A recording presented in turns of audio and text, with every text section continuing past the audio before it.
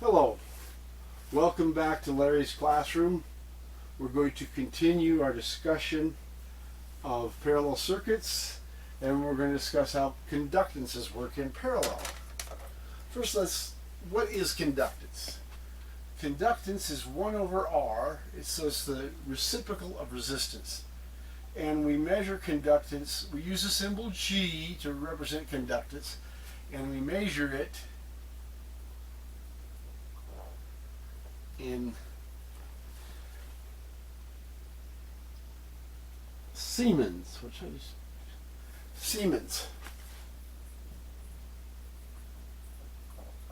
we represent with an S.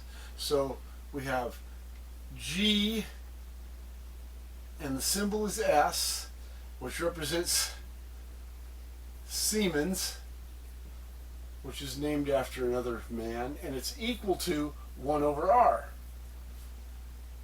1 over the resistance, the reciprocal resistance. Of course, remember R was resistance, which was, we use the symbol R for resistance, where we use the symbol G for conductance, and that's measured in ohms.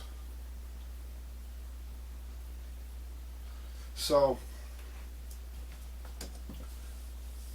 basically it's an inverse relationship, reciprocal. G equals 1 over R. G in Siemens, R in ohms. Now, remember we talked about the reciprocal resistance formula. 1 over REQ equals 1 over R1 plus 1 over R2 plus 1 over R3, and on and so on. And that would find us the equivalent resistance of a parallel network of resistors.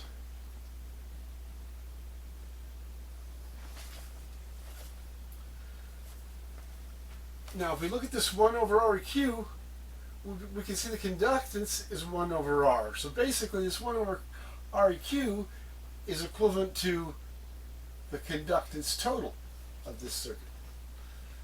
1 over R1 is the conductance of R1, which we call G1. And 1 over R2 is the conductance of R2, the conductance of R3, so on. So what you're noticing here, when we added resistances in parallel, the inverses added up, and then we took the inverse of the result to get the equivalent resistance. But conductances in parallel, we see that they add up directly. So if we just replace these conductances here, or this resistance, with G1, G2, G3, which is valid because there's a direct relationship between conductance and resistance, we would have G total, instead of R equivalent, is equal to the sum of these conductances.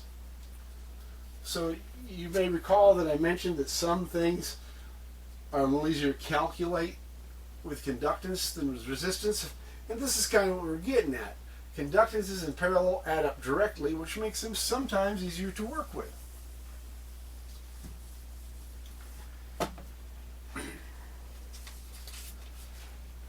We're going to draw a little circuit here, and we're going to mark this with both conductance and with resistance.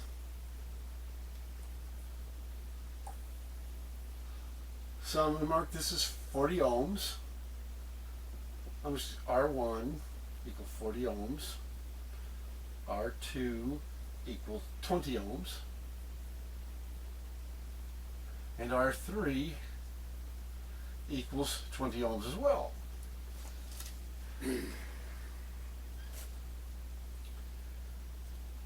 Now, when we did the series resistance formula, we found this to be R equivalent equal to 1/8 of an ohm.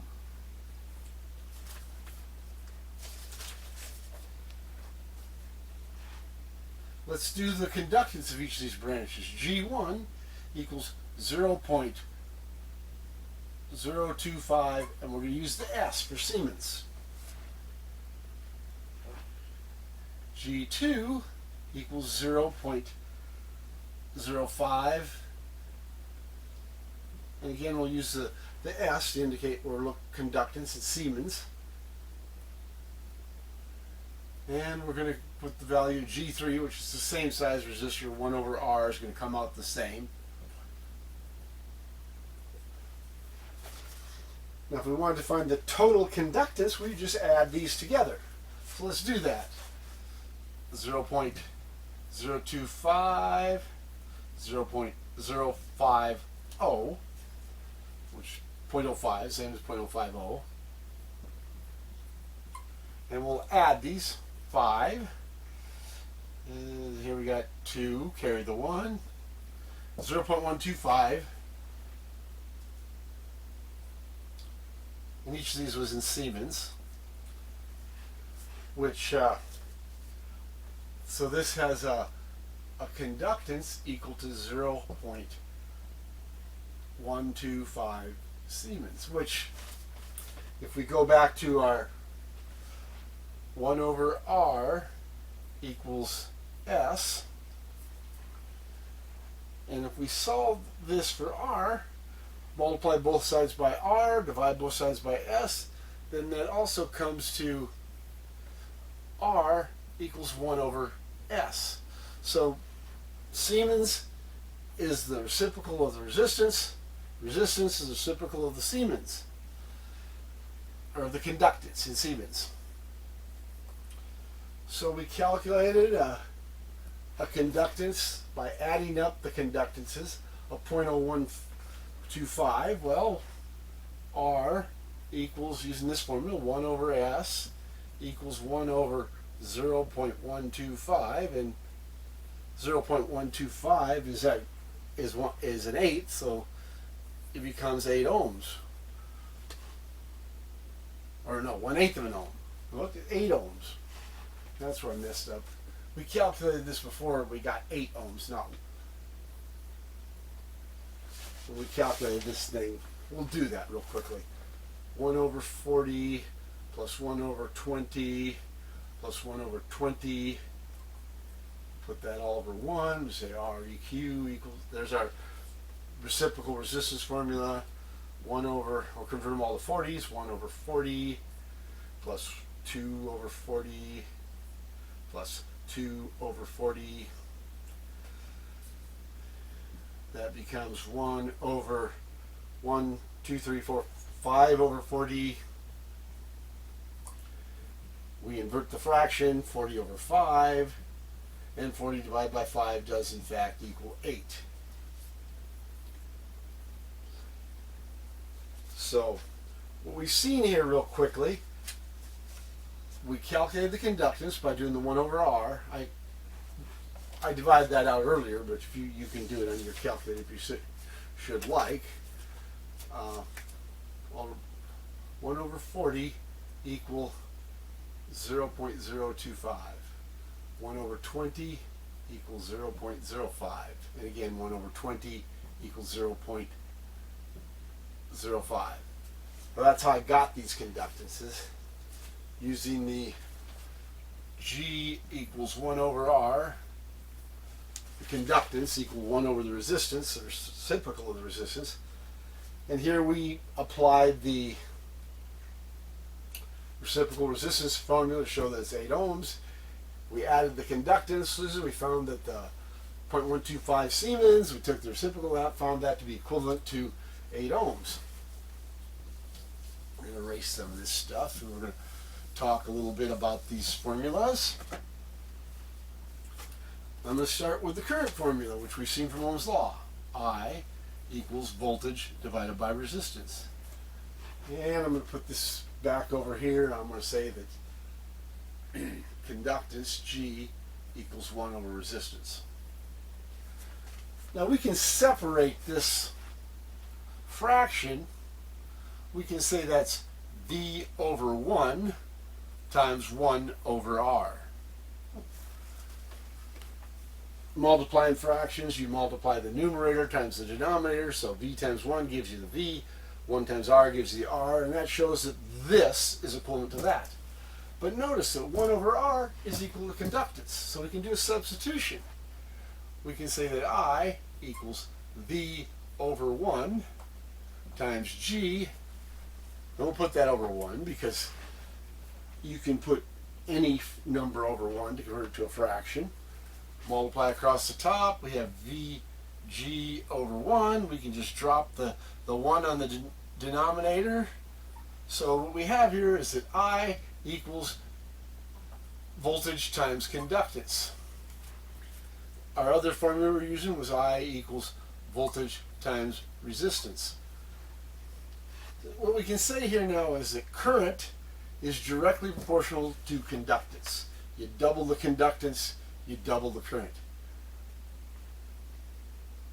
We found before that current was inversely proportional to resistance, but being conductance and resistance are inversely proportional to each other, that allows us to get a direct proportion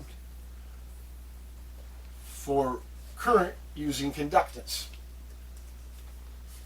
which can be nice for calculation sometime. Save you a little effort sometimes.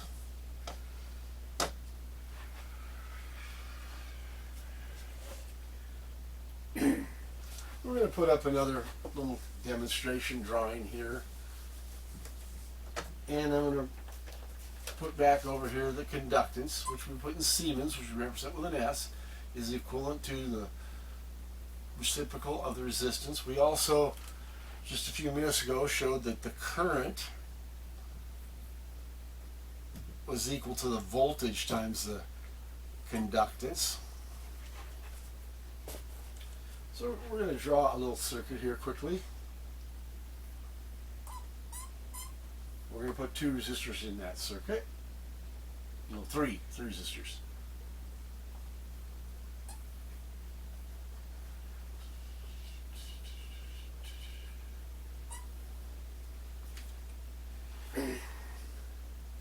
And this is,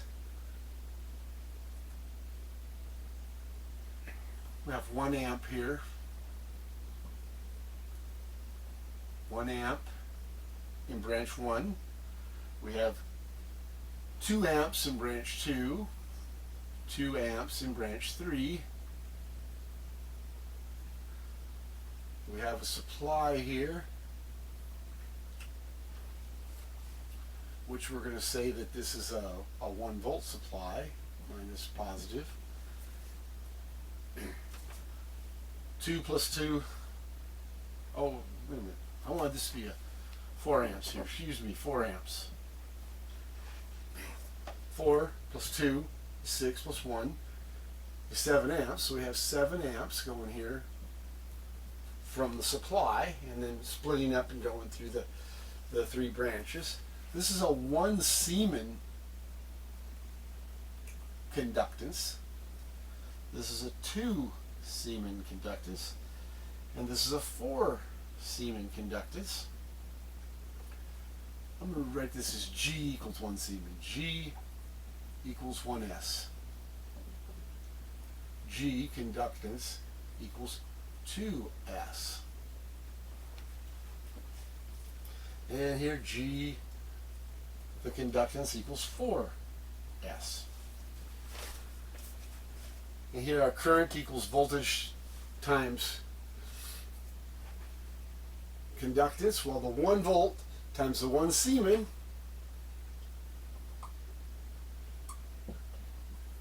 gave us the 1 amp that we got right here.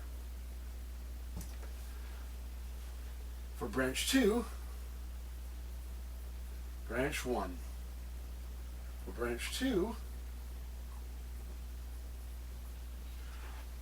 we still have the 1 volt because the 1 volt's applied everywhere because it's a parallel circuit. 1 volt times, now in this case we have 2 Siemens, and that gave us the 2 amps.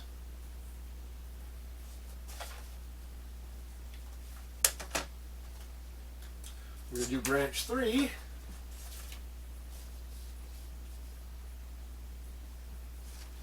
still 1 volt,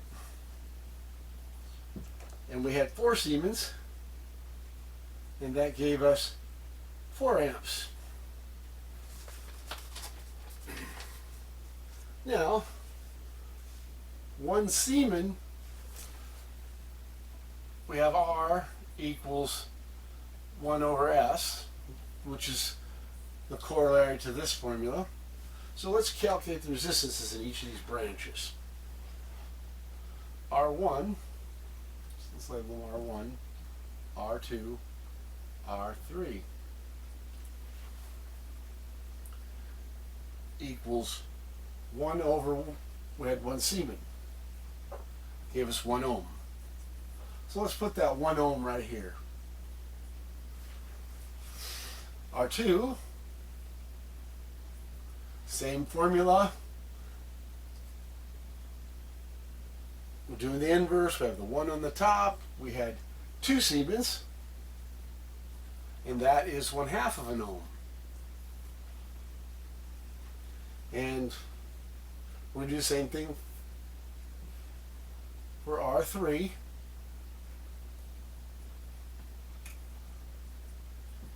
We had the 1, using this formula, divided by the conductance, which was 4 Siemens, which gave us 1/4 of an ohm, 1/4 of an ohm. Or this could be 0.5 ohms, if you put a decimal, or 0.25 ohms. Whichever you rewrite those, they're not very easy to see.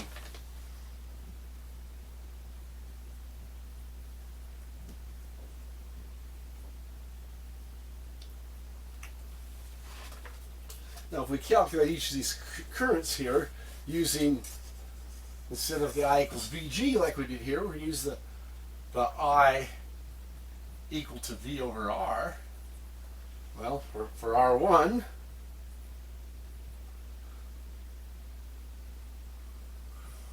I1, we'll call that I1 equals V 1 volt divided by the 1 ohm, give us 1 amp. Which is the same thing as we got in 1 volt times the 1 Siemens. So we got the same current. I2, 1 over 1/2 of an ohm. Well, half goes into 1 2 times. So that gave us 2 amps. Which is the same thing that we got by doing the 1 volt times the conductance of 2 Siemens. And we're going to do the same thing for I3. 1 volt divided by the 1/4 of an ohm,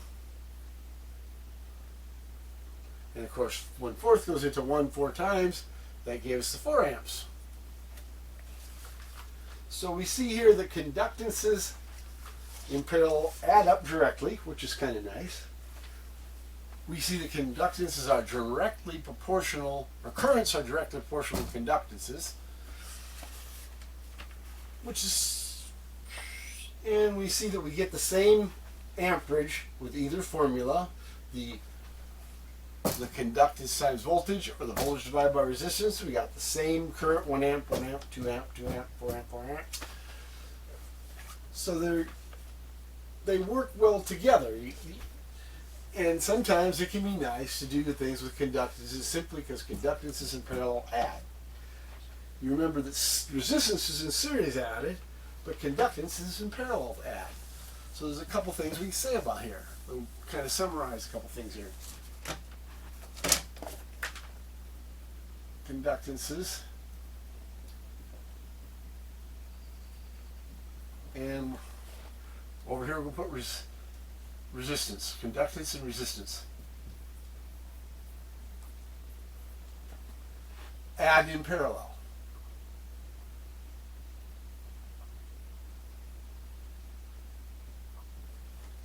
Add in series.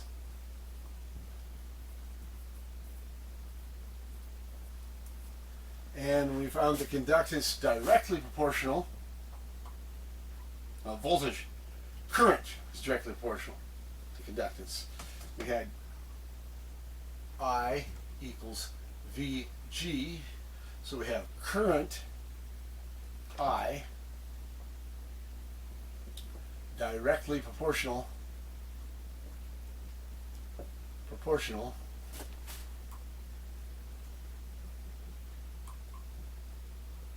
to conductance. And we had our other formula for, we have I or V, excuse me. V was equal to IR. So with resistance, we found that voltage is directly proportional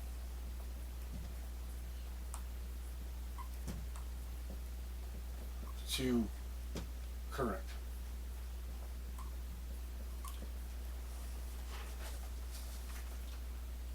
Or directly proportional to resistance. I want resistance here.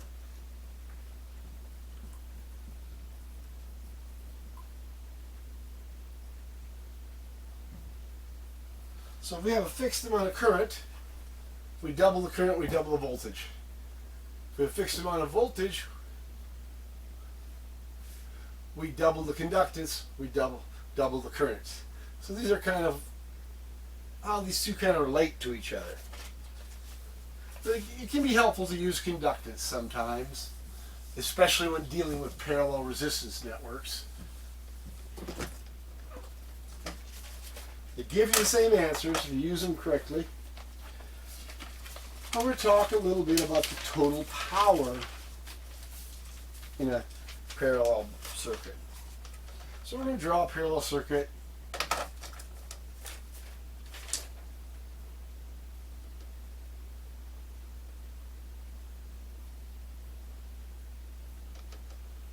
With 12 volt supply. Positive.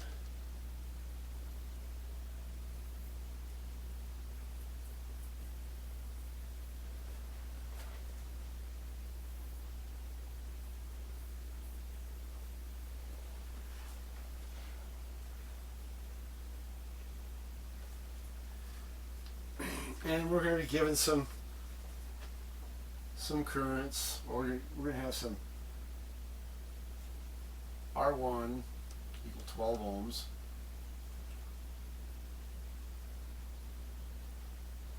R2 equal 6 ohms,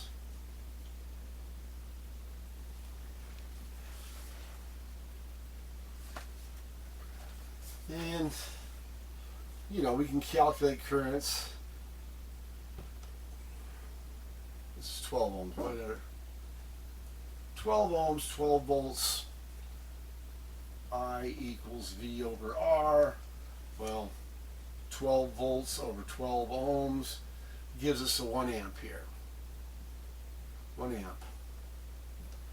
This guy here, 12 volts divided by 6 ohms, using the same formula, I equals V over R, gives us 2 amps here. So we got, and of course from our power total, our current total, 1 plus 2, we had 3 amps in the main line or the feeder coming. 3 amps supplied by the 12 volt supply. It's split up. 1 amp goes through the larger resistor, 2 amps goes through the smaller resistor. So we're going to calculate the power here in each of this. Power 1. Remember, power equals I times V, current times voltage. So power 1 equals 1 amp times 12 volts equals 12 watts. So we've got 12 watts here being dissipated by this resistor R1. R2, we have same formula, power equals I times V. We have the same voltage, 12 volt across every resistor, because it's a parallel network. The 12 volts gets applied through these wires to here and to here. So for R2, we'll call that power 2. power 2 equals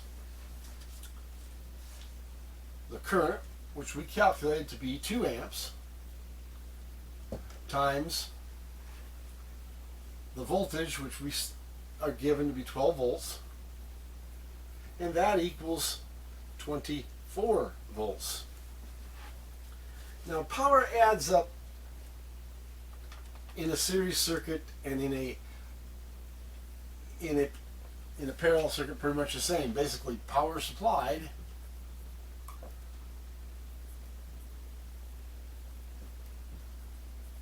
is the same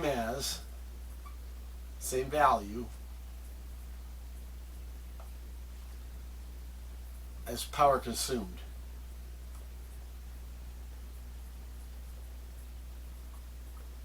And we had a formula that we were given, which was power total equals power 1 plus power 2 plus power 3 on as many as you might have. And you may recall I mentioned the series circuit that I said the power formula will add up the same way. So let's apply these calculated powers. We got 12 watts for power 1, and we got 24 watts for power 2. We only have 2 here, so we don't need to carry this formula out past 2, so I'll erase the part that we're not using. That equals 12 plus 24, 36 watts. Now, let's calculate our power using this power equals I times V from the source. The source voltage, I'll call it VA, 12 volts. Source current is 3 amps. Well, power, we'll call that IT, total current.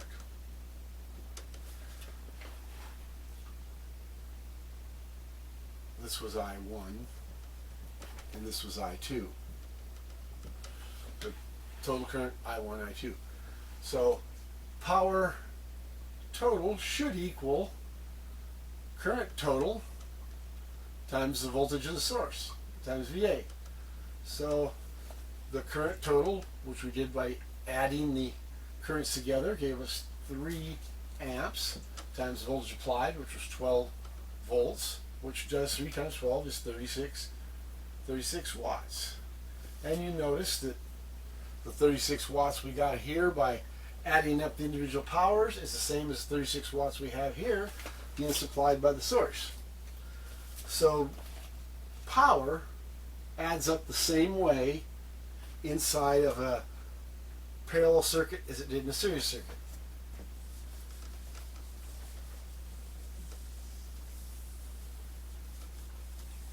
We'll talk a little bit about analyzing parallel circuits.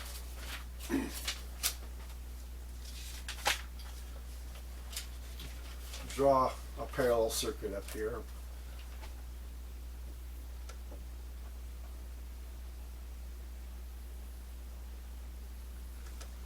This is going to have 3 branches, this one.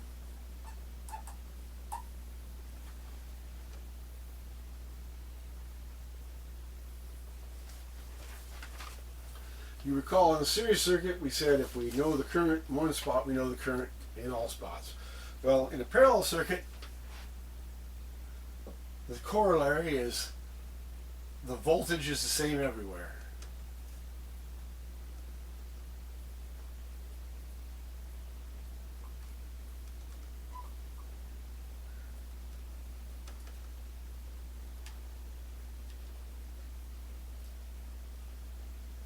Call this VA. Currently don't have a value for it. We may be coming up with one, but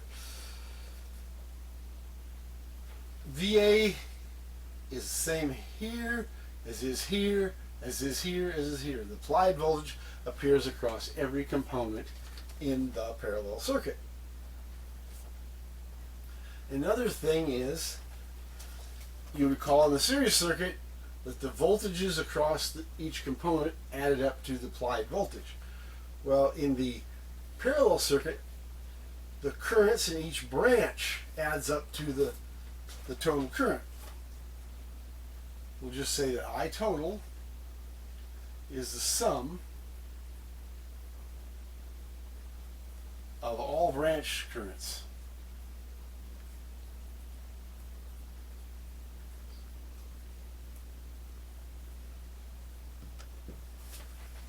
In the series circuit, V total was the sum of all the voltage drops. In the parallel circuit, I total is the sum of all the branch currents. So we're going to make some labels here. We'll say I1, another label here, we'll say I2, another label here, we'll say I3. And we're going to be given I3.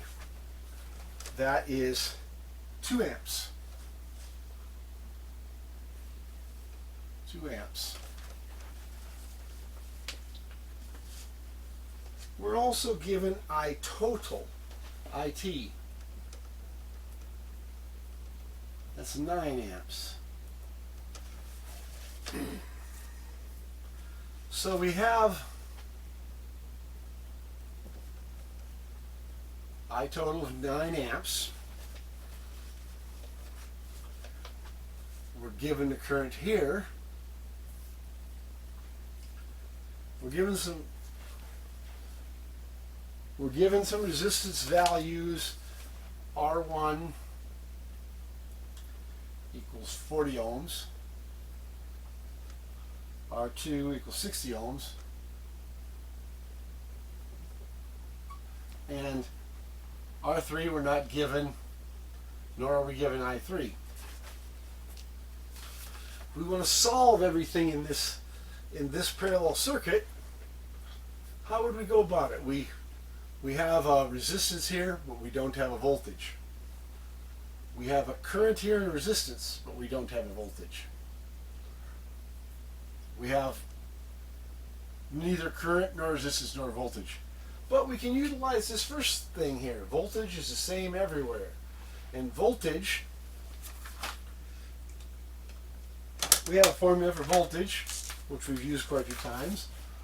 Voltage equals I times R, which we have at times referred to as IR drop. We did that a lot in the series circuit. The current through the resistors, the IR drop was the potential difference across each resistor. Well, the same is true here, but we have a little bit of an advantage here because the voltage here is the same as the voltage here, is the same as the voltage here, is the same as the voltage here. To calculate that voltage, we need one current and the resistor that goes with it. Well, right here we have 2 amps and a 60 ohm resistor. So let's calculate I2, or V2. Let's calculate voltage applied, because it'll be the same. So the voltage applied, VA, will be equal IR, and we're going to use I2 because it's given to us, and we're going to use R2 because it's given to us, 60 ohms. So, yeah, R2 here, don't want to write the ohms yet. R2. So we're going to use I2, we're going to use R2. I2 was 2 amps, and R2 was 60 ohms. Well, 2 times 60 is 120 volts. So we know that we have 120 volts here, 120 volts here, 120 volts here, 120 volts here. We're one step closer to solving this circuit. We're taking big advantage of the fact that the voltage is the same everywhere. So we're going to write down here 120 volts. And I'm going to put some polarities. Our currents flow because that matches our current arrows.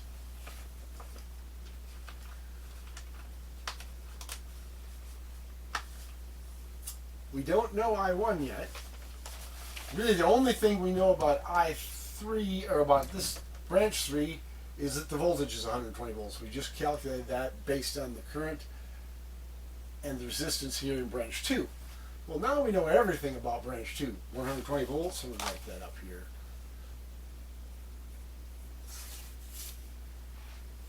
And we have 2 amps, 60 ohms. We know all the details about branch 2.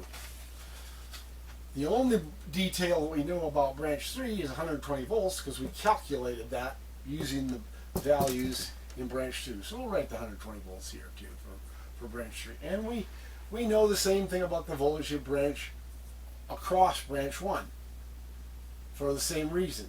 Voltage is the same everywhere, 120, 120, 120, 120. So we're one step closer to solving this complete network of parallel resistors. We've completely solved branch 2. We still have two unknowns over here. We have only one known, that's voltage. We only have one formula relating current, voltage, and resistance. So we need to get one more variable, find one more variable to solve this. But let's take a look over here. So now here, we're looking for the current, but we have the resistance and we have the voltage. So our current formula equals voltage divided by resistance. We now have enough information, because we calculated the voltage using branch 2, to solve for current in branch 1. Well, let's do that. I equals V over R. So I1 will equal, we'll call it V1, the voltage applied. Let's use voltage applied, because it's the same everywhere. Divided by R1, which voltage applied 120, R1 60, 120 volts, divided by 60 ohms, we have 2 amps. So now we have completely solved branch 1. And we did that by first solving for the voltage that was the same everywhere. Now we had enough information to solve for the current with the given resistance. So we're going to put I1, we're going to put 2 amps here. We didn't have that before, but now we do know that we have 2 amps. So we've now fully solved branch 1 because we have the voltage, we have the resistance, we have the current. We still haven't solved branch 3. We don't have the resistance, we don't have the current, we do have the voltage. If we had the resistance, we'd be golden. Well, if we had the current, we would be golden. We don't have an R equivalent, so there's really no way we can solve what the resistance is at this point. But we do have the total current, we have the current here and the current here. Remember our current formula. IT equals I1 plus I2 plus I3 plus, how many have we? Well, we have, what do we have? We have IT given to us here, so let's write that down, 9 amps.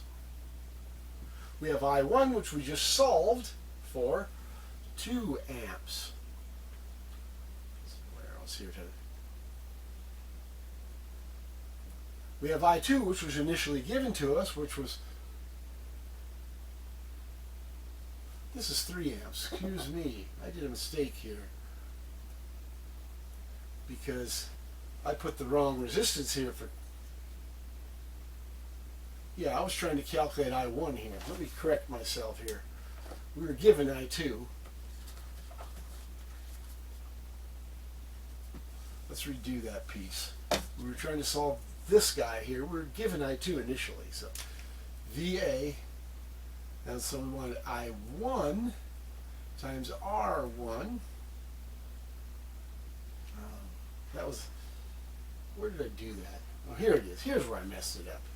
This was fine, solving VA equals I2 R2, which was 2 amps times 60 ohms, which was 120 volts. Here's where I messed up.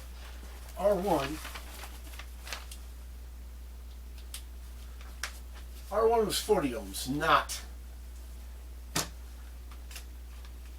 60 ohms. So this should have been 40 ohms here. I1 was voltage applied divided by the resistance of R1. So this should have been 3 amps. I put the wrong resistance in here. And you can see if you don't use the correct data, you get bad output. So I1 is 3 amps, so let's fix that right here. We calculated the 3 amps, this time correctly. we're given I2 to be 2 amps, and that's when I noticed it was wrong because I had the same value and I knew they weren't the same. So we've taken the I total formula, we've substituted the given 9 amps for I total, we've substituted in the calculated 3 amps for I1, we've substituted in the given 2 amps for I2. We do not have I3, so we're going to bring that down as still a variable. Now we solved a few of these before. We need to know I3, an equation. 9 amps is equal to 3 amps plus 2 amps plus I3. Those are mathematically identical if the equation is true. If the equation is true, what we do to the right side of the equation, we got to do the left side of the equation to keep it true. So we're going to subtract 3 amps here, subtract 3 amps here. We're going to subtract 2 amps here, subtract 2 amps here. So 9 minus 3 is 6 minus 2 gives us 4 amps. 3 minus 3 is 0, 2 minus 2 is 0, still have the I3. So that tells us that I3 is 4 amps. So we can put that up here. We put 4 amps for I3. Let's check our 4 plus 2 is 6 plus 3 is 9, so that adds up. We're getting much more closer. We started with just enough information to find applied voltage, found it to be the same everywhere, used that, gave us one more known quantity for branch 1, allowed us to solve for the branch 1 current. Using the current total formula, we were able to put we had all but one value, the given total, the calculated I1, the given I2. We were able to solve for I3, so we got 4 amps up here. So we now have the voltage and the current for branch 3. We need one more thing, the resistance. In our resistance formula, resistance equals voltage divided by current. So if we want to solve for I3,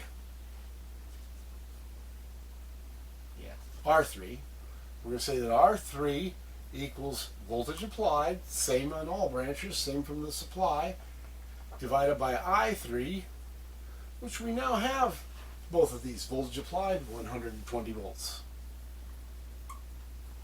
I3 we calculated with the current total formula and the calculated current for branch 1, so we now have 4 amps for I3. 120 volts divided by 4 amps, that gives us 30 ohms. So we use 2 basic rules to help us solve this. Our knowledge of Ohm's law that we've been working on quite a while, but we use 2 basic ideas to solve this parallel circuit. One, that the voltage is the same everywhere. That allowed us to find a voltage and apply it everywhere. And that IT is the sum of all branch circuits. So those 2 basic things are very important to remember when analyzing parallel networks. Voltage is the same everywhere. All components see the same voltage. IT is the sum of the branch currents. IT was 3 amps plus 2 amps plus 4 amps, which is 2 plus 3. 3 plus 2 is 5, plus 4 is 9. Same as our given 9 amps. So that is kind of the basic process of solving a parallel network of resistors, solving a parallel circuit. Remember those 2 important rules. Voltage is the same everywhere, and the current through the branches sums up to be the current in the main line, or the main line current is equal to the sum of the branches, and voltage is the same everywhere. That's your really 2 big important things to think about. We're going to think about what happens if you have a problem with a series circuit. Say we have a 120 volt supply and we have 3 lamps.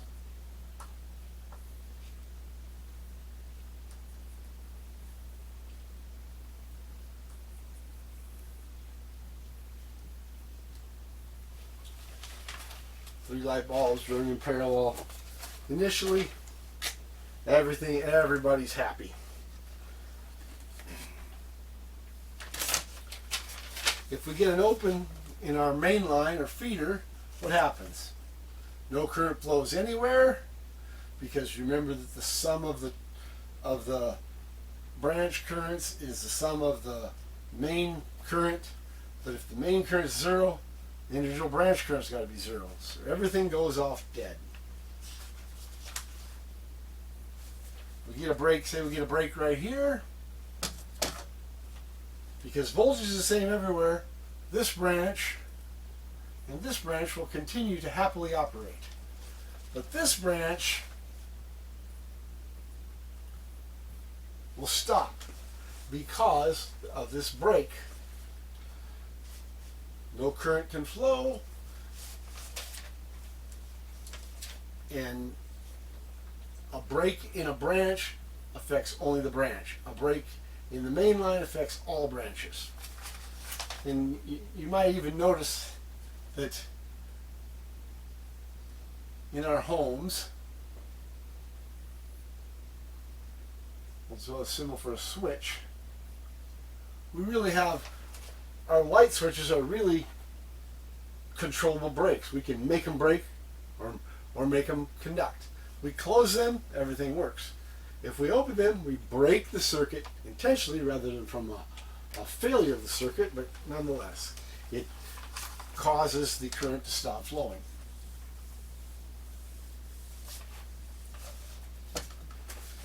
We'll think about the effect of short in a parallel circuit. Put 12 volt supply. We're going to put a little amp meter here showing a nice 2 amps. We got a 12 ohm resistor. We got a second 12 ohm resistor. Everybody's happy, everything's working, she's rolling right along. You got your 1 amp here and 1 amp here. Now let's say that this wire somehow gets shorted to that wire, so we have a short here. Essentially the resistance from this point, I'll call point A, to point B becomes 0.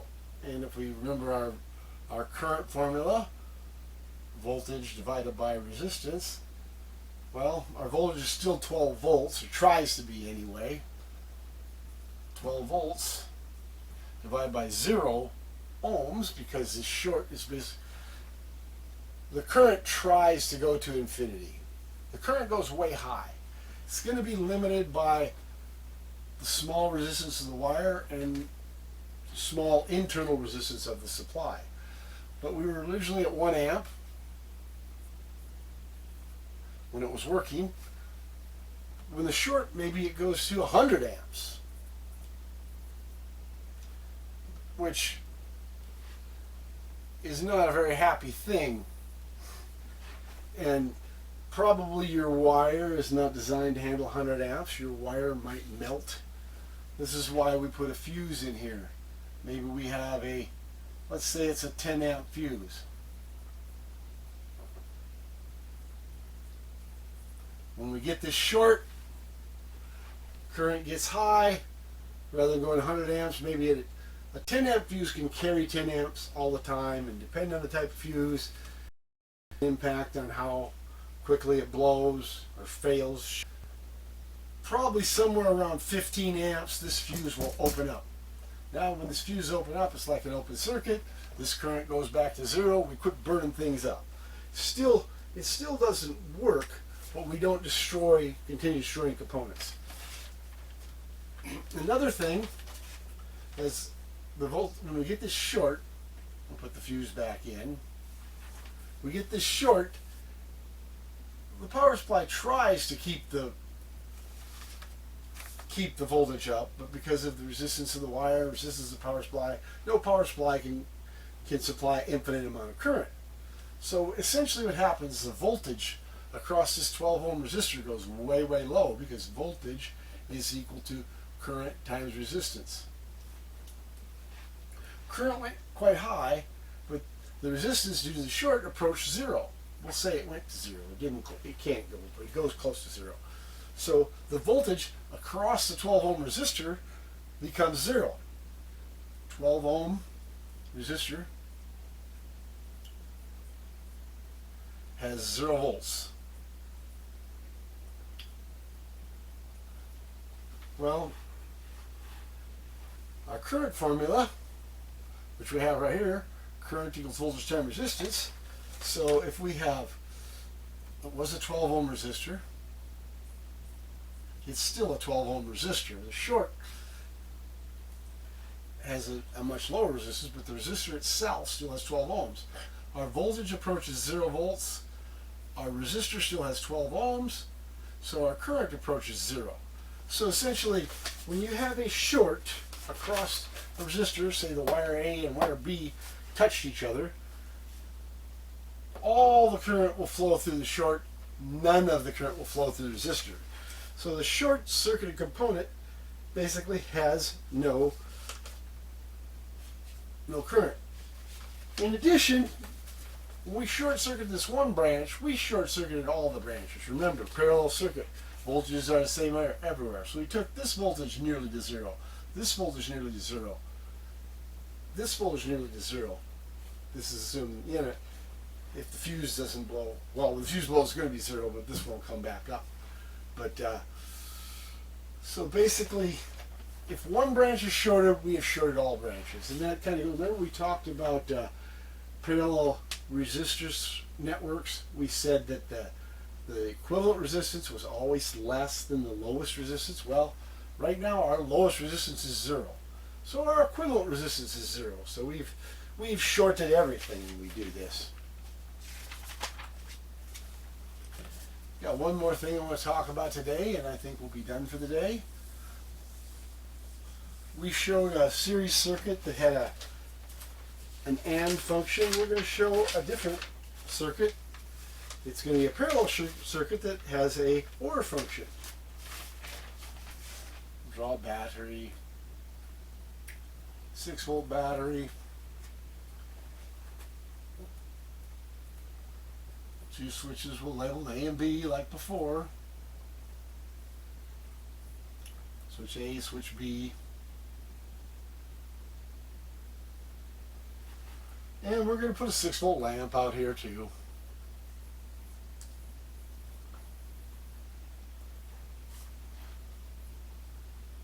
Lamp, 6-volt.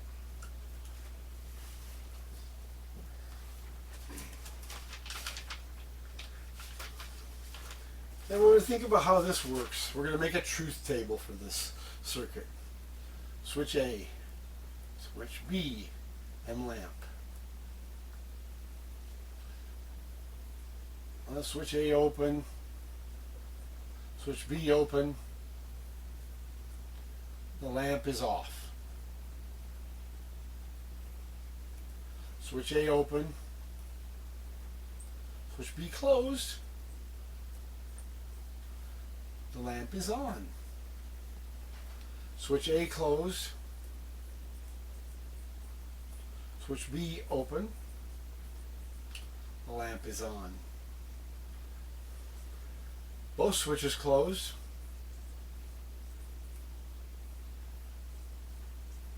The lamp is on. So you see, this is sort of the opposite of the AND. This is an OR function.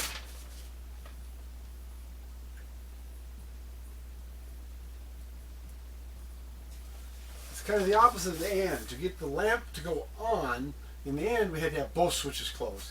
Now to get the lamp to go off, we have to have both switches open. If switch A is closed, current to the lamp. Or switch B is closed, current to the lamp. Switch A and B are closed, current to the lamp. So either A are closed or B closed gives you lamp on. We're going to draw a symbol for an OR gate.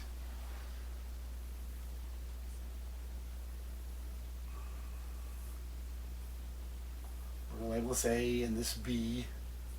and we label output X. This is an OR gate. OR gate. That's the symbol for an OR gate. You remember the AND gate wasn't so pointy, it was kind of like, that was how the AND gate kind of looked. The OR gate's got this curvature here and kind of a point on the end of it here. I'm going to erase this AND gate, get it out of here, keep from confusing us. And I'm going to write the Boolean logic expression for OR gate. It's A plus B equals X. Now, don't think of this as a 1 plus 1 equals 2. Basically, if A was 1, B was 1, 1 plus 1 would equal on, which would be 1. So we're gonna use our same translation that we used before. Off for the lamp. I'm going to say switch closed, SW, closed. Or lamp on equals 0.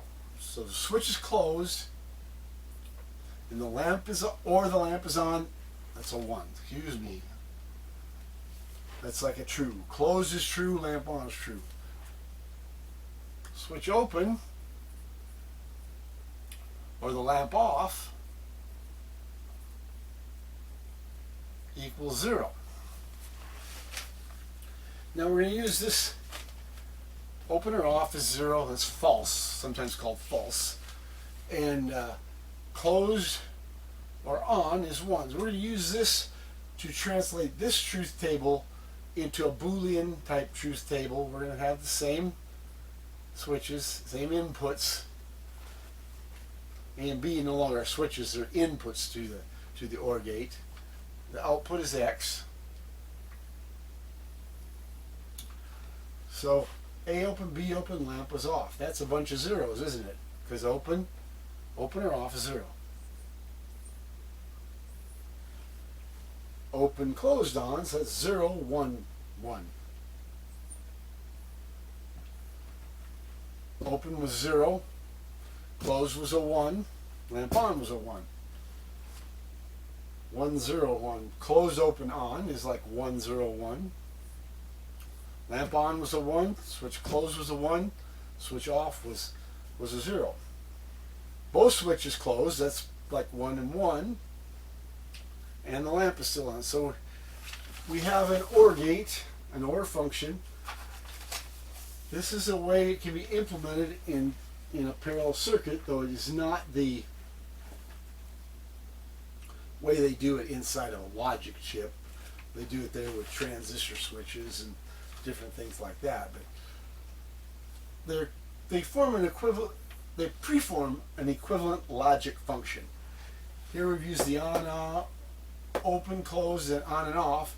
Translate it with this to make a truth table with 1s and 0s. Anyway, I'd like to thank you for coming again. Be sure to like and subscribe. Until the next time, keep on learning.